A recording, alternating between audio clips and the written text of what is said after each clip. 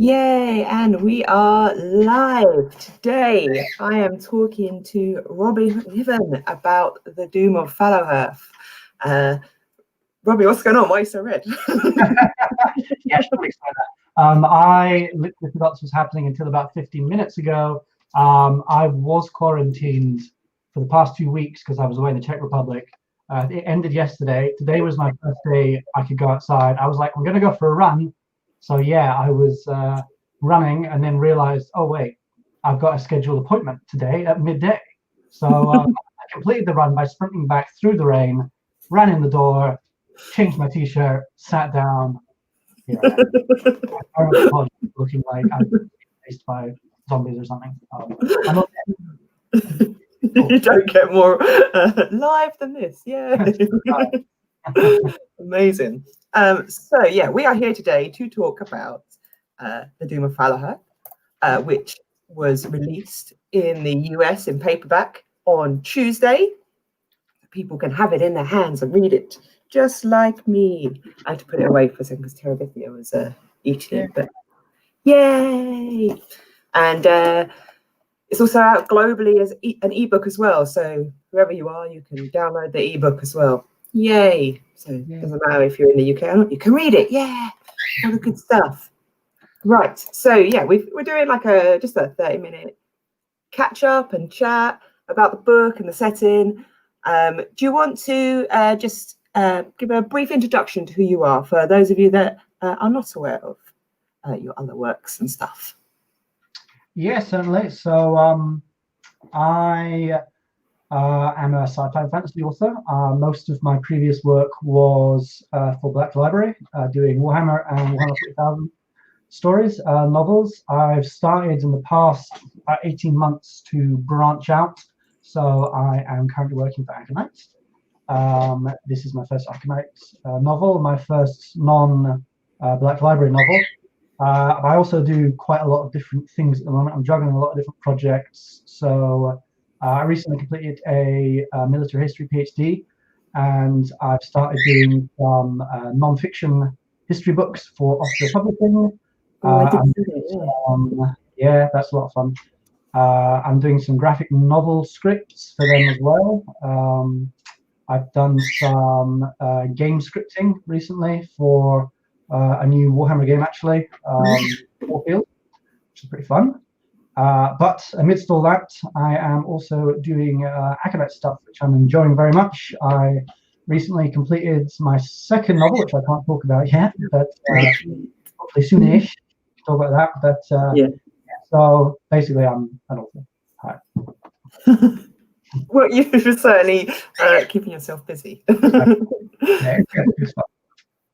I'm guessing the 14 days quarantine has helped a little with that as well.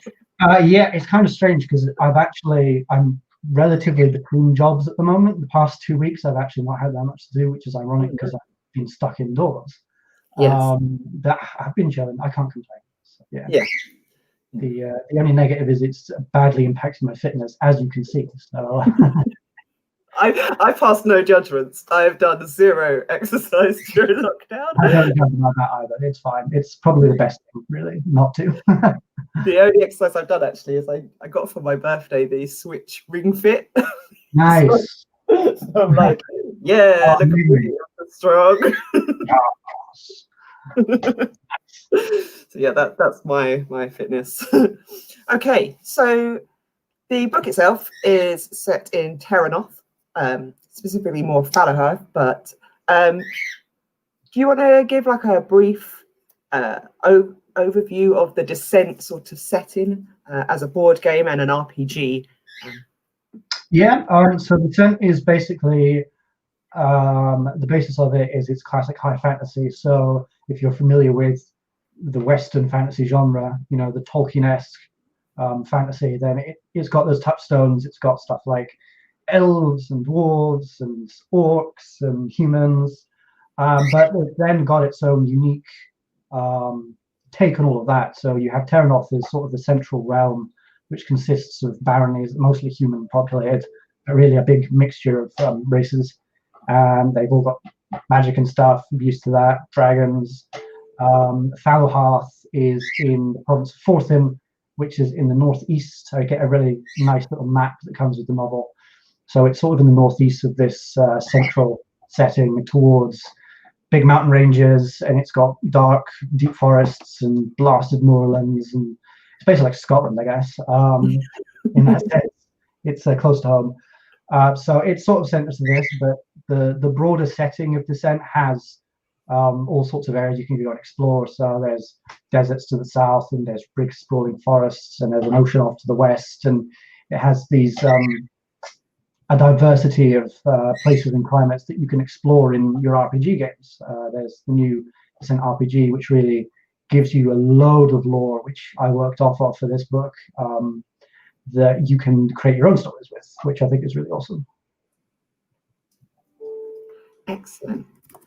Right. Well, yeah. So it's so for people who haven't ever played the board game, it's basically that first best RPG that you ever had, where everything is a very epic and dark, and you're the heroes, and off you go, kick down some doors, kill some people, loot the bodies, type of. Yeah, pretty much. It touches those sort of like Dungeons and Dragons cornerstones. It's really based on like heroic fantasy.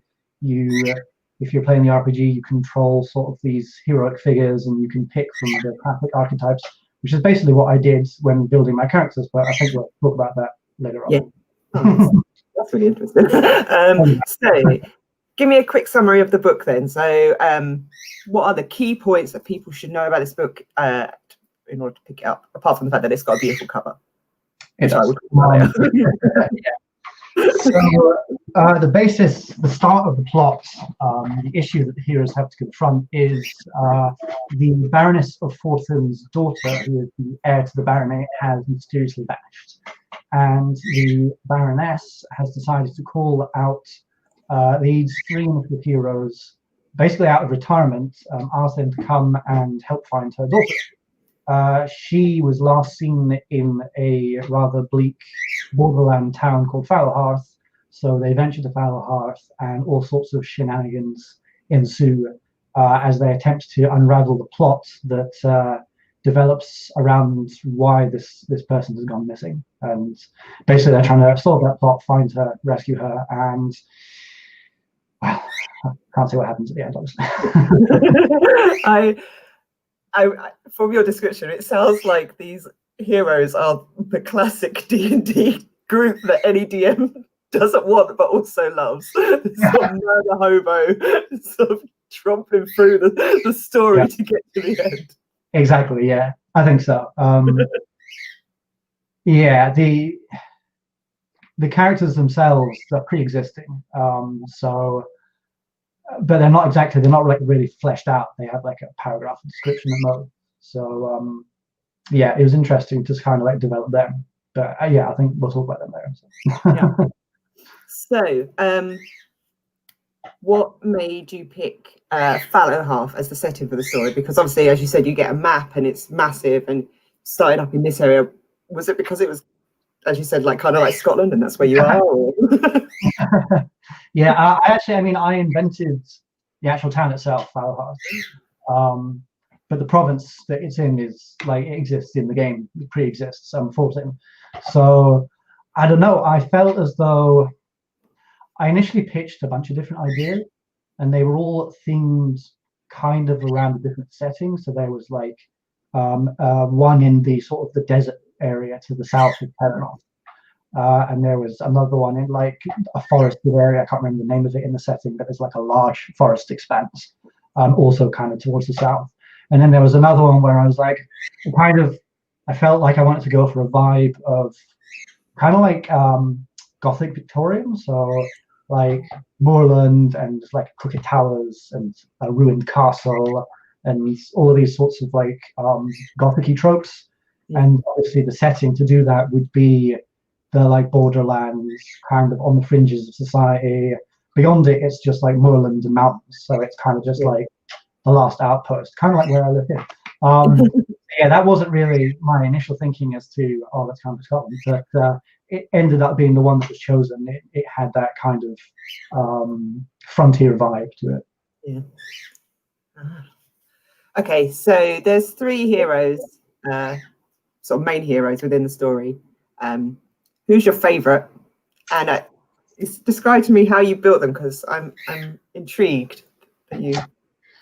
Yeah, so there were loads of pre-existing heroes in the setting already, because I mean, like, the board game's been around for ages. There's expansions to the board game. The RPG added even more. My first challenge was kind of cutting down on the characters I wanted to use, and I was told I could make my own characters or I could use the pre-existing ones. But there's literally, it must be like 100 character names or round about that in existence. So I decided that I wanted to go with existing ones because it seemed silly to just add more, even though there's already so many. But picking the group that I wanted was initially difficult because most of them don't really come as a team. They're kind of like individual characters. But then I realized that there was a particular expansion to the board game, Labyrinth of Ruin, which had these 4 characters. And I just like the sound of all of them. So I thought, I'm going to pick that little group and I'm going to give them an adventure. And hopefully, I mean, like I said, they only come with about a paragraph of description, so I got to really expand on that a lot. But the main kind of like difference I wanted to add to these characters was the fact that they are retired, supposedly, when the story starts, and they come out of retirement to then go on this last adventure. So they're not really in their prime anymore. The prime is meant to be sort of that expansion when they were doing that stuff, which I don't actually, it's not in the book. They talk about it, obviously, because it was in the past. It was kind of like their bonding experience as a team. But now they're like much further on, and there's some water under the bridge between them. And it kind of, I wanted to explore those dynamics of people that used to work together, getting back together again for one last adventure. My favorite, not really meant to pick a favorite, I don't think, but my favorite is actually the orc, Durek, because I enjoyed getting to do things with orcs that I wouldn't normally get to do in other fantasy settings. So when I was writing Warhammer, the orcs there are like, they have their own thing, you know. Warhammer orcs are very, you know, they love warfare, and they're very antagonistic, and they are like, they have this like brutal humor, which was great, and I loved writing those. But also, it's nice to take something that's just completely different. So in turn, orcs aren't necessarily like constantly at war with humans the way they would be in a lot of other settings. You can have orcs that are like merchants and like, you know, just not tribal warriors. So yeah, it was fun to get a character that's kind of like familiar in that sense, but also I could do something totally different with it. Yeah, my first D&D character was an orc. Yes. She was the best. She was great, and she was just not your stereotypical orc from fantasy, and that's why I loved her.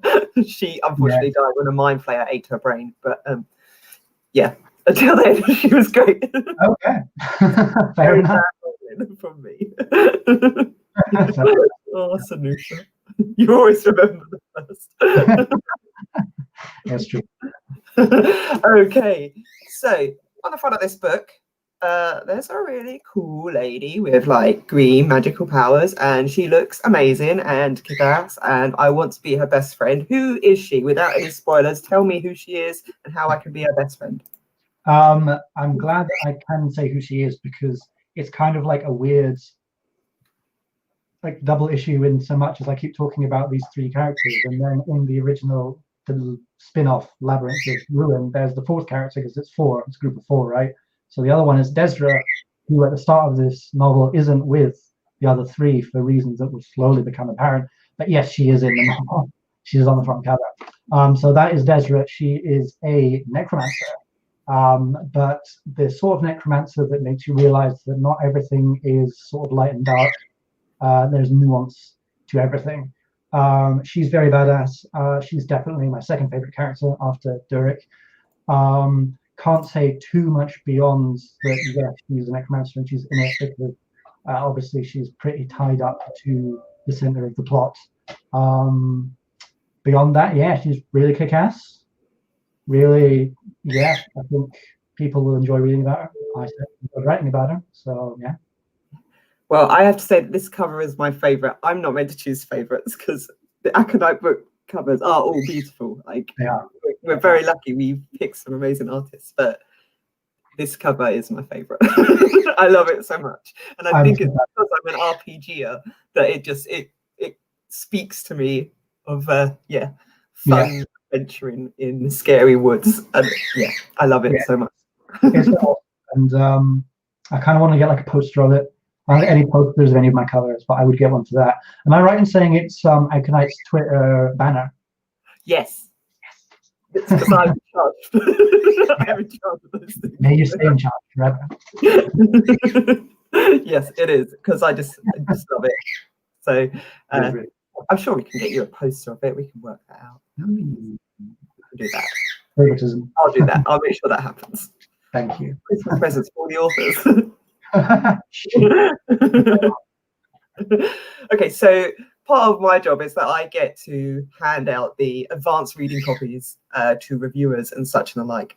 And that means that I get to read all of the reviews before they go out. And every review that I've had for this is basically just the words "oof" right in the feels. Did you plan to break people when you wrote the story? Was that the plan? Because it's happening. Apparently it's happening. Honestly, no, I did not really intend to. When, like, the initial briefing that I got for this project was that it shouldn't necessarily be like the central storyline that's going to develop for Descent. It should kind of be like a side story.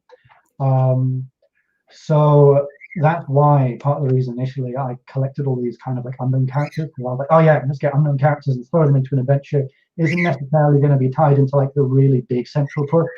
I think by contrast, David Geimer is the next level. I think he is like kind of like the central thrust of it. I'm not sure. Sure can. So we've had a little chat about that, so that's okay. Yeah. That's like the big stuff. Whereas this is kind of like the side story.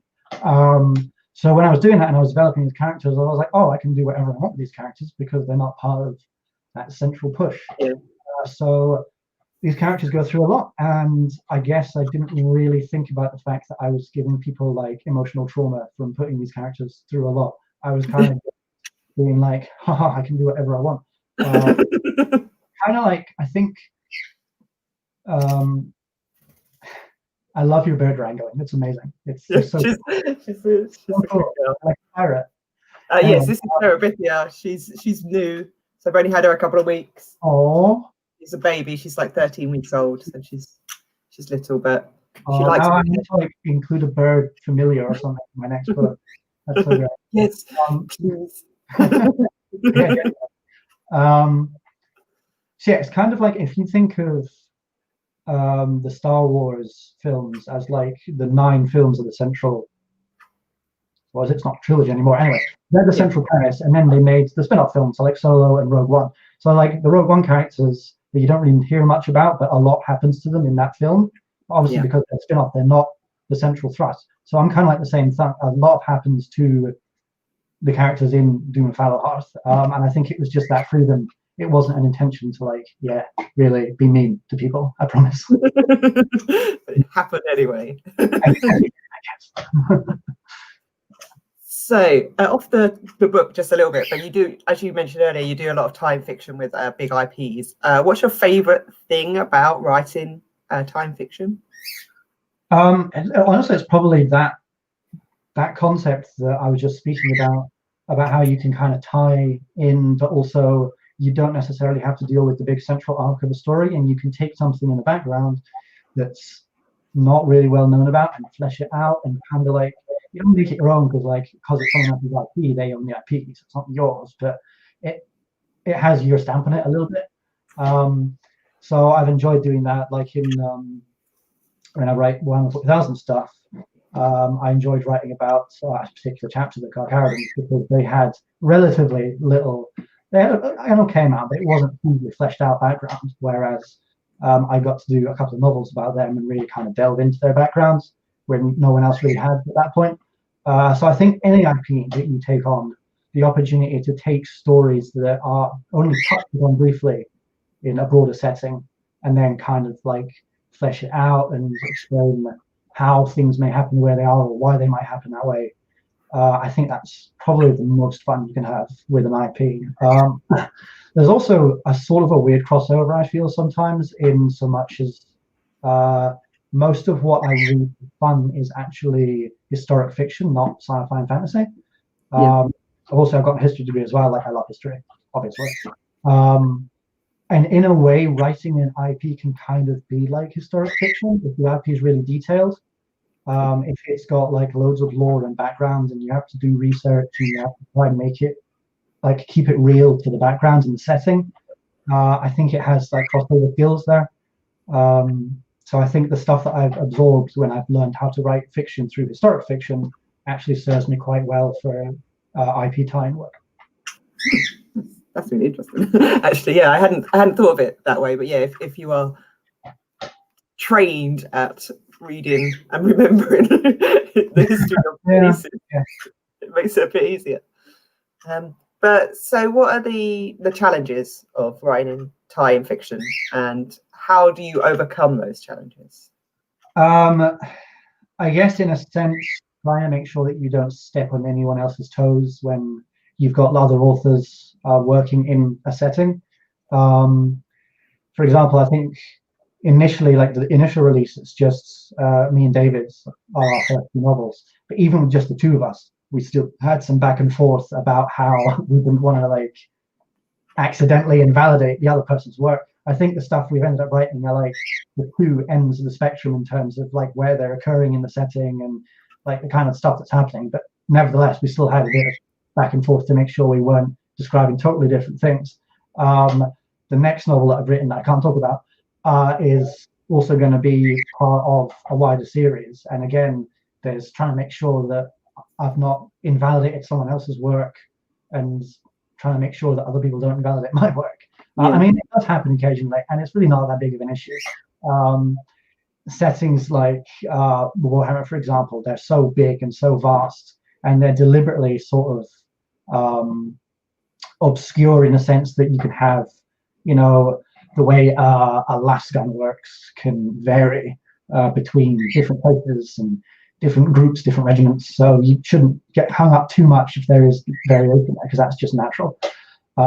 But at the same time, you do want to keep that fairly minimal. So yeah, trying not to step on people's toes, trying to pick a focus as well, because with IPs they can be, you know, quite expansive. Like the Descent RPG is a big book, and it's got loads of material in it, and you can easily spend months coming up with hundreds of different story ideas. So you have to make sure that you focus yourself, and that was part of the reason I picked these four, because they were like a pre-existing group, and I could just base myself on what they'd experienced and picking a story for them, as opposed to being like, could go here and here and here and here, and potentially never actually nailing down a story. So yeah, I guess you need focus, and you need to pick something that you know is going to work. Having said that, I think I pitched like 6 or maybe 9 different ideas.